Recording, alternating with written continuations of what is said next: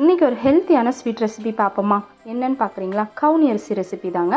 கவுனி அரிசின்னு சொன்னாலே செட்டிநாடு தான் எல்லாத்துக்கும் ஞாபகத்துக்கு வரும். ஏன்னா அங்கே தான் ரொம்ப ஃபேமஸாக யூஸ் பண்ணிகிட்ருக்காங்க.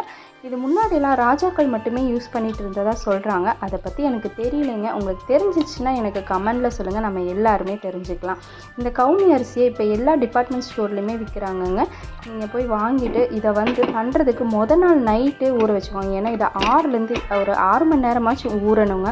இது நல்லா ஊறினதுக்கப்புறம் காலையில் இதை வேக வைக்கணும். அந்த ஊற வச்ச தண்ணியை நம்ம யூஸ் பண்ணிக்கலாம். உங்களுக்கு வேணும்னா நீங்கள் யூஸ் பண்ணிக்கோங்க, இல்லைன்னா ஸ்கிப் பண்ணிக்கோங்க. இந்த நல்லா ஊறின அரிசியை ஒரு குக்கரில் போட்டு 5லேருந்து ஒரு 6 விசில் விட்டு எடுத்துக்கோங்க.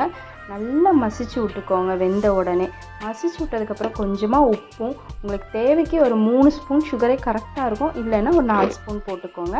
போட்டு நல்லா கிண்டி விடுங்க. சுகர் போட்டோன்னே கொஞ்சம் தண்ணி விட்ட மாதிரி இருக்கும், பரவாயில்ல, கிண்ட சரியாயிடுங்க. அது கூட ஏலக்காய் தூளும் போட்டு நல்லா மிக்ஸ் பண்ணிக்கோங்க. அவ்வளோதாங்க, ரெடி ஆகிடுச்சு. நெய் மட்டும் கொஞ்சம் சேர்த்துக்கோங்க. நெய் சேர்த்த உடனே அதோடய ஸ்ட்ரக்சர் பார்த்திங்கன்னா அவ்வளோ அழகாக இருக்கும் பார்க்கறதுக்கு. ஒரு அல்வா கிண்டுனா எப்படி இருக்கும் அந்த மாதிரி அந்த ஸ்மெல்லும் அந்த கீயோட ஸ்மெல்லும் சேர்ந்து தூக்கி காமிக்குங்க. அவ்வளோ நல்லா இருக்கும். இது கூட தேங்காய் பூ மட்டும் போட்டுக்கோங்க. அவ்வளோதாங்க. உங்களுக்கு வேணும்னா முந்திரி அப்புறம் திராட்சை எல்லாம் சேர்த்துக்கலாம். பட் இதுவே ரொம்ப டேஸ்ட்டாக இருக்குங்க. பிடிச்சிருந்துச்சுன்னா லைக் பண்ணுங்கள், ஷேர் பண்ணுங்கள்.